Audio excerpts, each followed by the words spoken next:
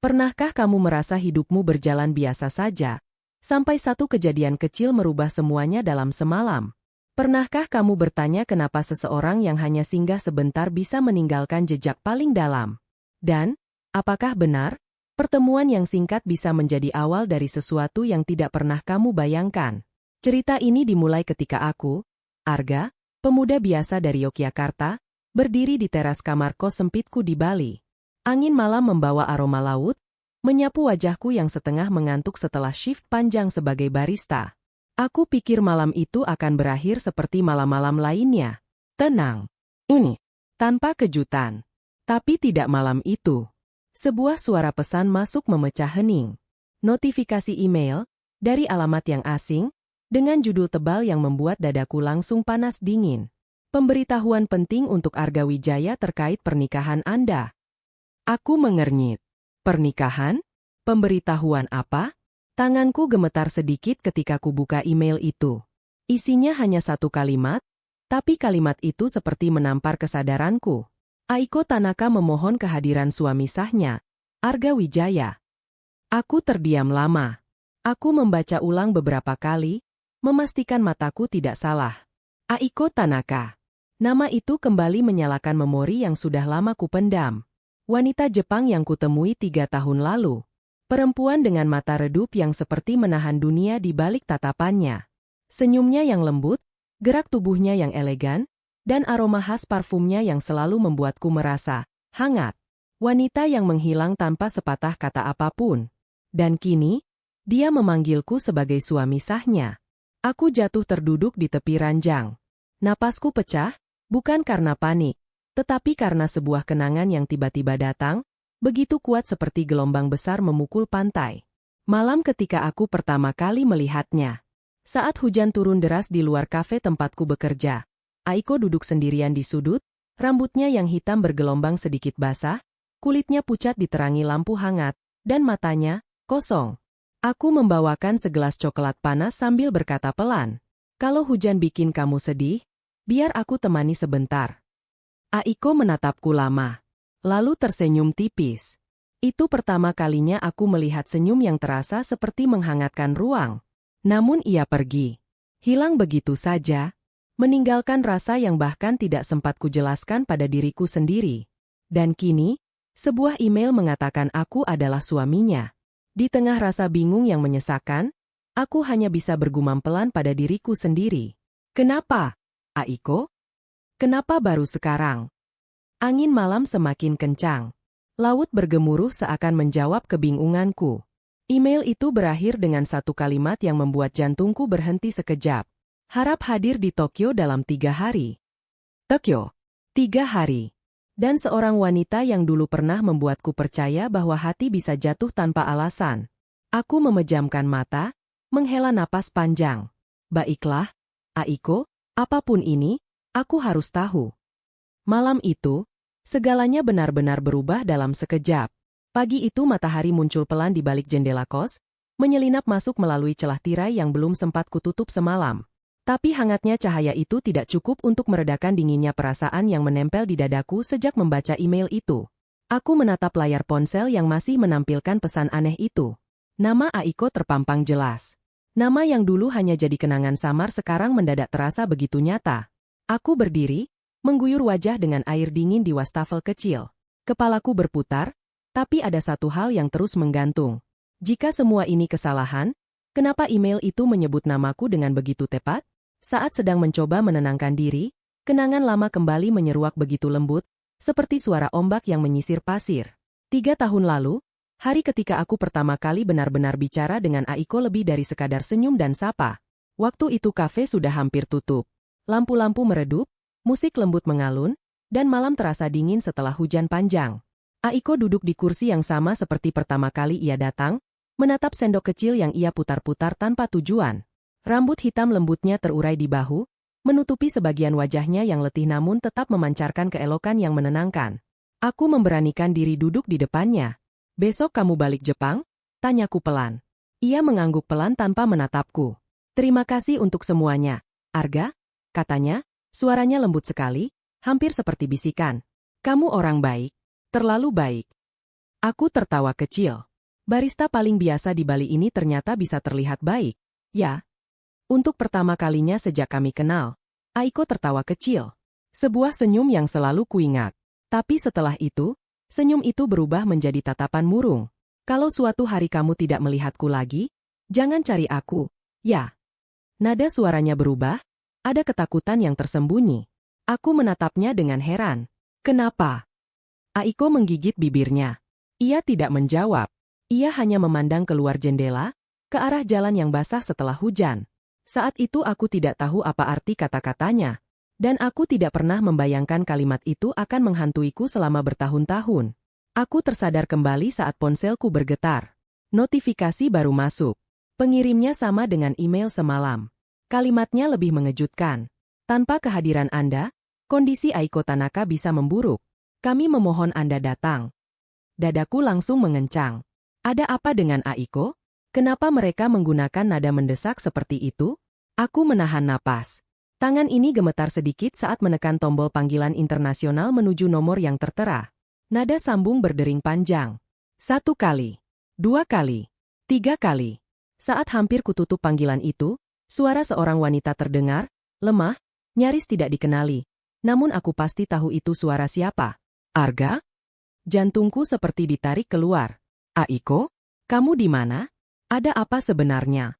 Hening. Lalu terdengar napasnya yang tersengal-sengal, seperti menahan sesuatu, entah rasa sakit, atau rasa takut yang besar. Maaf, aku tidak pernah ingin menyeretmu ke dalam hidupku lagi. Suaranya pecah. Aiko, tolong bilang di mana kamu. Aiko terisak. Lalu ia mengucapkan kalimat yang membuat seluruh tubuhku merinding. Kalau kamu masih ingin aku hidup, datanglah, Arga. Tolong. Lalu telepon terputus. Aku berdiri terpaku. Darah seperti berhenti mengalir. Ada yang sangat salah. Dan aku tahu, apapun yang terjadi, aku tidak bisa tinggal diam. Aku mengambil napas panjang. Kemudian kupandang langit Bali yang biru. Sebelum akhirnya kugumam pelan, Aiko, aku datang. Dan tepat pada detik itu, hidupku berubah arah. Bandara Narita sore itu terasa seperti dunia lain. Udara dingin mengusap pipiku ketika pintu otomatis terbuka, membawa aroma kota besar yang sibuk, asing, dan penuh bayangan cerita yang belum ku ketahui. Mataku terus mencari-cari wajah yang familiar. Wajah yang dulu kusimpan dalam diam. Wajah Aiko. Tapi ia tidak ada. Yang datang justru seorang pria bersetelan hitam dengan ekspresi serius. Ia berdiri dengan papan nama kecil bertuliskan, Arga Wijaya. Kamu? Yang mengirim email itu? Tanyaku langsung. Pria itu menatapku tanpa senyum. Saya Kawashima. Aiko Tanaka meminta saya menjemput Anda. Nada suaranya dingin. Terlalu formal. Tidak ada sapaan hangat. Tidak ada keramahan Jepang seperti yang diceritakan orang-orang. Kami berjalan menuju mobil hitam panjang.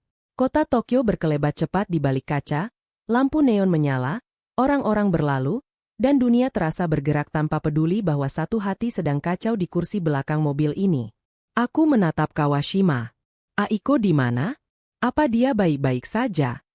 Kawashima terdiam beberapa detik, lalu menjawab tanpa menoleh. Tidak. Hanya satu kata.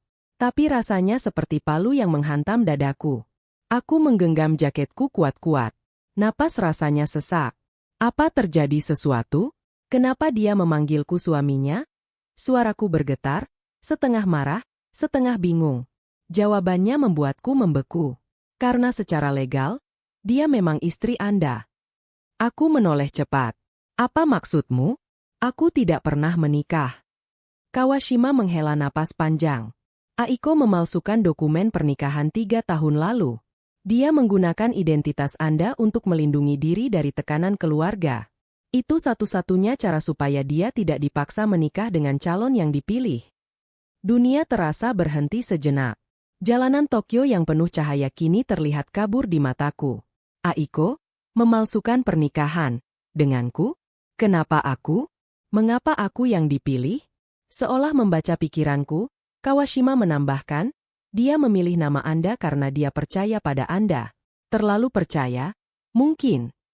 Mobil berhenti di depan sebuah rumah sakit modern. Lampu putihnya mengiris mata, suasananya sunyi namun menegangkan. Kawashima mempersilakanku turun. Dia menunggu Anda di lantai 3. Ruang 25.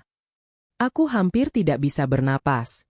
Kakiku terasa berat ketika melangkah masuk. Aroma antiseptik menyergap hidung.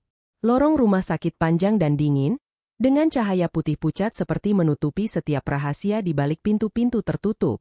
Saat tiba di depan kamar 25, tanganku berhenti di udara. Aku menelan ludah. Jantungku berdetak cepat. Kemudian, perlahan, kutarik pintu itu. Dan di sana, duduklah Aiko. Dia lebih pucat dari yang kuingat. Lebih kurus. Rambutnya berantakan, wajahnya tanpa riasan, tapi tetap memiliki keanggunan yang tidak pernah hilang. Mata yang dulu bersinar kini tampak sayu, seperti seseorang yang telah lama berperang sendirian. Ketika mata kami bertemu, ia membeku. Lalu perlahan senyum kecil muncul di wajahnya yang letih. "Arga?" Suaranya parau. "Kamu datang." Aku tidak bisa berkata-kata. Aku hanya berdiri memandangnya, merasakan semua kenangan yang hilang tiba-tiba kembali. Aku mengambil kursi dan duduk di sampingnya. "Aiko, apa yang terjadi sama kamu?" Aiko menunduk, jemarinya bergetar. "Maafkan aku membuat hidupmu kacau.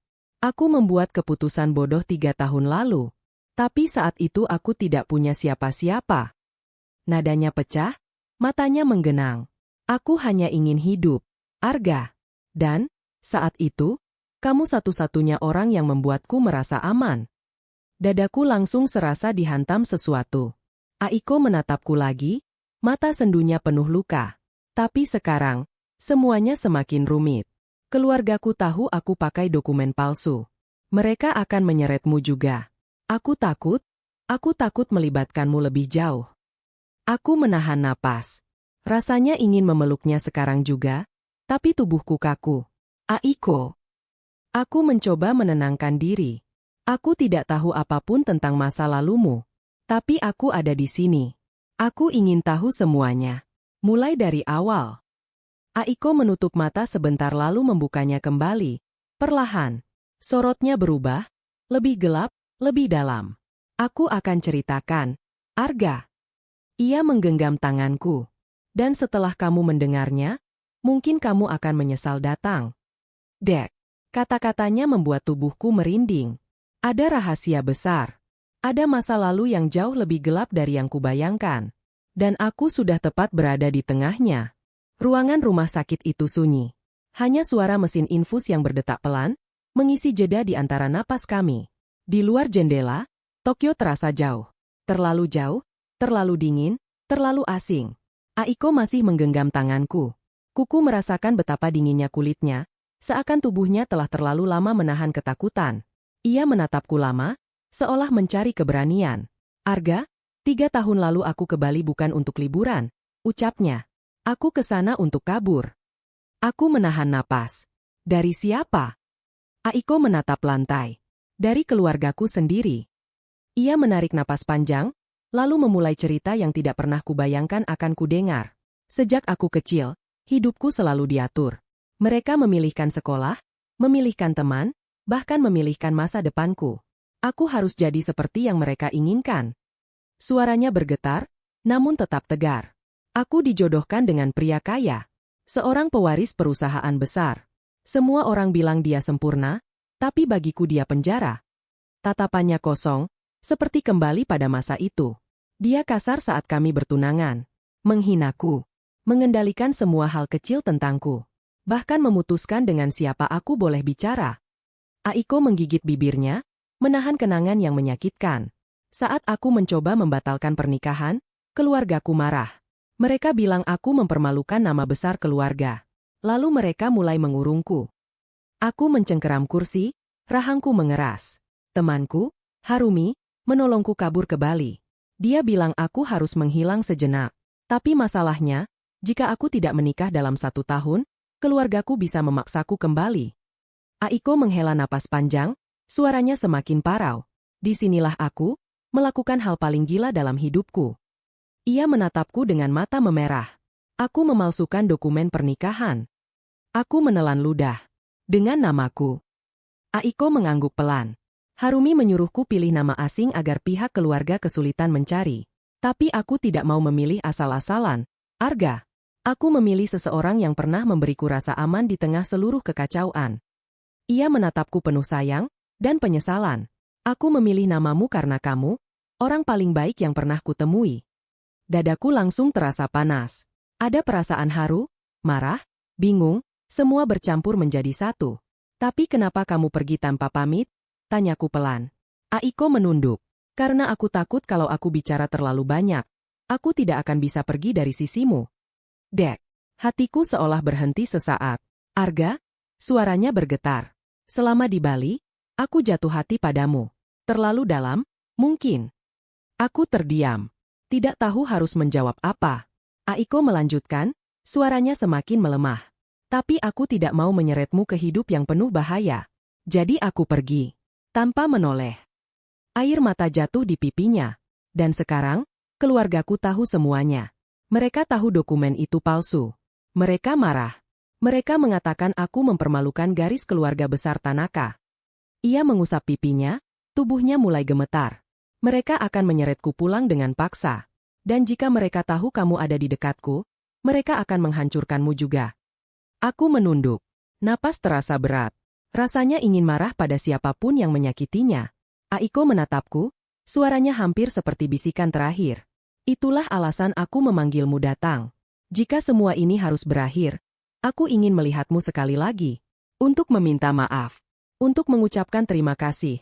Karena dulu kamu pernah menyelamatkanku, meski kamu tidak pernah sadar. Aku memegang tangannya lebih erat. Aiko, semuanya sudah berlalu. Kamu sudah tidak sendirian.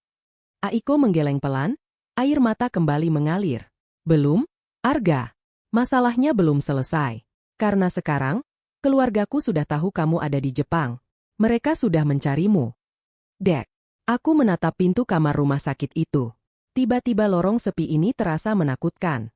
Aiko memegang pergelangan tanganku, suaranya gemetar. Arga, tolong jangan tinggalkan aku. Aku tidak kuat melawan mereka sendirian lagi.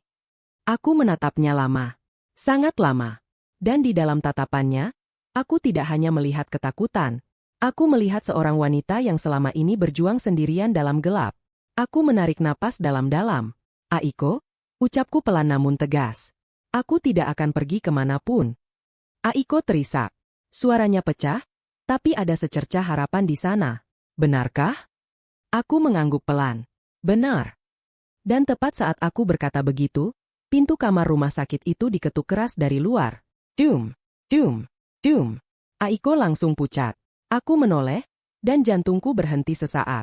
Seseorang di luar berkata dengan suara dingin. Buka pintunya. Kami tahu Arga Wijaya ada di dalam. Ketukan di pintu itu terdengar keras, menggetarkan udara di lorong rumah sakit. Suaranya dingin, tegas, seperti orang yang membawa keputusan yang sudah dibuat jauh sebelum malam ini tiba. Buka pintunya. Kami tahu Arga Wijaya ada di dalam, kata seseorang di balik pintu dengan suara yang tidak ramah. Aiko pucat, tubuhnya menggigil. Ia menempelkan punggungnya ke dinding, jari-jarinya mencengkeram tanganku seperti jangkar. Arga, mereka datang. Bisiknya, napasnya tersendat. Aku bangkit mendadak. Jantungku berdetak cepat, tetapi pikiranku hanya satu. Melindungi dia. Tenang, kataku pelan, suara mencoba tetap tegar. Tunggu di sini. Kunci pintu kamar, jangan keluar. Aiko mengangguk, tetapi matanya memohon. Ia takut bukan karena rumah sakit, tetapi karena bayangan masa lalunya. Aku menghela napas panjang, kemudian membuka pintu kamar. Di lorong berdiri 3 pria berpakaian rapi, wajahnya dingin, tatapannya keras. Di antara mereka, seorang lelaki berperawakan tegas mengangkat dagu, matanya penuh tuduhan. Saya adalah perwakilan keluarga Tanaka, ujar pria itu dengan nada resmi. Kami ingin berbicara dengan Aiko Tanaka. Kau tidak perlu masuk ke sini, jawabku tegas. Dia sedang sakit. Segala urusan bisa diselesaikan nanti. Pria itu menatapku, lalu sinis, jadi ini suami palsu itu. Kata itu menusuk seperti pisau. Sesuatu dalam diriku menyala. Aku tidak suka mereka menyebutnya begitu, apalagi di hadapannya. Aiko tiba-tiba membuka pintu kamar sedikit, berdiri di sampingku. Wajahnya pucat, tetapi matanya menyala. Kalian tidak berhak menyeret hidupku lagi. Suaranya pelan, namun penuh keberanian yang baru kusaksikan. Pria itu tertawa samar. Kamu pikir kamu bisa mengacaukan rencana keluarga dengan permainan dokumen? Aiko, pulanglah. Kita bisa atur semuanya baik-baik. Aiko menahannya. Tidak. Aku bukan boneka. Aku memilih hidup yang aku mau. Dialog itu menjadi ledakan kecil di dalam lorong rumah sakit. Para perwakilan keluarga saling berpandangan, lalu yang paling tua melangkah maju, menatap Aiko seperti orang yang menimbang harga sebuah kesalahan. Aiko, dia berkata dingin, keputusanmu membawa konsekuensi. Kami bisa mengupayakan segala cara agar dokumen itu dianggap sah, dan segala akibatnya ditanggung bersamamu. Aku maju, menempatkan tubuhku di depan Aiko. Kalau ada konsekuensi, hadapi bersama. Dia tidak sendiri. Suasana menjadi semakin tegang. Mata-mata di lorong itu seolah menakar seberapa besar nyali kami. Aiko menatapku lama, lalu menyalakan sesuatu di dalam dirinya yang selama ini kusembunyikan dari luar. Jika keluarga ingin menentukan hidupku karena nama dan darah, maka biarkan saja. Katanya pelan, suaranya pecah namun tegas. Tapi aku sudah membuat pilihanku. Aku memilih hidup bersama orang yang membuatku merasa aman. Aku memilih Arga. Kata-kata itu begitu sederhana, namun mengguncang. Di sekeliling kami, udara seakan berubah. Ada getar yang merayap, dari dingin menjadi hangat, dari ragu menjadi tegas. Pria yang mewakili keluarga menatap Aiko. Seketika, ekspresinya berubah menjadi marah, dan kemudian dingin. Kalian akan menanggung akibatnya, ujar pria itu sambil berbalik pergi. Jangan kira ini selesai. Mereka meninggalkan lorong dengan langkah berat, namun tidak sebelum salah seorang dari mereka melontarkan ancaman samar. Kejahilanmu akan berimbas pada banyak hal, Tanaka. Pintu lift menutup. Lorong kembali sunyi. Hanya tersisa kami berdua, napas terengah, jari yang menggenggam erat. Aiko merangkulku dengan pelukan yang rapuh. Maafkan aku sudah menyeretmu ke dalam ini, bisiknya di telingaku. Aku takut kehilanganmu. Aku mengusap rambutnya. Jangan bicara seperti itu. Kamu sudah memilih. Aku memilih juga. Kita hadapi nanti bersama. Malam itu berlangsung panjang. Kami duduk di bangku koridor rumah sakit, berbicara sampai suara kami serak. Aiko menceritakan detail ancaman yang datang, tekanan keluarga, upaya paksa yang hampir membuatnya tak punya tempat lagi. Aku menceritakan rasa marahku, rasa takutku, dan keinginan besarku untuk menjaga dia. Keputusan pun harus dibuat. Esok hari keluarga Aiko berencana membawa dokumen dan bukti untuk menuntut pembatalan dokumen palsu, dan tekanan bisa berubah menjadi tindakan hukum atau sosial yang berat. Kami memilih satu jalan yang berani. Bukan lari, bukan pasrah. Namun menghadapi, mengakui, dan mencari solusi yang mengikat secara sah. Aku akan mengantarmu kembali ke Indonesia, kataku tiba-tiba. Kita urus semuanya di sana. Di sini mereka punya pengaruh yang besar. Di sana aku punya keluarga yang bisa membantu kita memulai dari awal. Kita daftarkan pernikahan yang sah. Kita mulai hidup yang sederhana, jauh dari bayang-bayang itu. Aiko menatapku dengan mata yang berkaca. Apakah kamu yakin mau menyeret keluargamu dalam masalah ini? Aku tersenyum tipis. Kalau itu harga yang harus kubayar demi kamu hidup tenang, aku rela. Malam itu, di lorong rumah sakit Tokyo, kami membuat janji. Janji untuk meninggalkan masa lalu yang menghimpit, mencari kejelasan hukum, dan memulai hidup bersama di tanah yang mungkin tidak seindah mimpi, tetapi aman dan penuh kejujuran. Beberapa minggu kemudian, langkah demi langkah kecil membuahkan hasil. Dengan bantuan kuasa hukum di Indonesia dan dukungan beberapa teman Aiko yang tidak setuju dengan cara keluarganya memperlakukan dia, kami mengurus dokumen yang diperlukan. Aiko menolak dipaksa, Aiko memilih kebebasan. Saat proses itu berjalan, banyak orang bertanya mengapa aku memilih tertarik pada wanita yang membawa masalah begitu besar. Teman-temanku heran. Keluarga Aiko khawatir. Namun setiap kali melihat mata Aiko, aku merasa tidak pernah ragu. Dan pada suatu sore yang hangat, di kantor catatan sipil kecil di Bali, kami menandatangani dokumen pernikahan yang sah. Hanya segelintir orang hadir. Hanya kami, beberapa saksi, dan surat tanda tanganku yang kini resmi menuliskan namanya di sebelahku. Aiko tersenyum, senyum yang hangat, bebas, dan penuh harapan. Ia menggenggam tanganku erat, seolah ingin memastikan bahwa hari itu bukan mimpi. Arga, katanya lembut, terima kasih sudah memilihku, bukan karena dokumen palsu, tapi karena aku. Aku menjawab sambil menatap matanya, aku memilihmu karena kamu membuat aku merasa pulang. Dan malam itu, ketika kami pulang ke kontrakan sederhana yang kubagikan dengan sahabatku, aku tahu semuanya telah berubah. Perkara keluarga, ancaman, dan masa lalu tidak hilang begitu saja. Namun yang berbeda adalah kini kami berjalan bersama, bukan seseorang yang berjuang sendiri. Cerita ini berakhir dengan cara yang sederhana, seperti harapan yang tak perlu gemerlap. Kami membuka usaha kecil, sebuah kedai kopi sederhana yang menyatukan cita rasa Bali dan sentuhan Jepang Aiko. Di sana, ia belajar membuat roti dan teh sakura, dan aku belajar beberapa kata bahasa Jepang dari mulutnya yang selalu tersenyum. Dan jika ada satu hal yang ingin kubagikan sebagai penutup, maka ini kata-kata yang kurasakan saat menutup buku malam itu. Kadang hidup memang berubah dalam semalam. Namun keberanian untuk memilih, keberanian untuk berkata yang sebenarnya, dan keberanian untuk berdiri bersama, itulah yang membuat perubahan itu menjadi awal cerita yang indah. Terima kasih sudah mendengarkan kisah kami. Sampai jumpa di cerita senja berikutnya.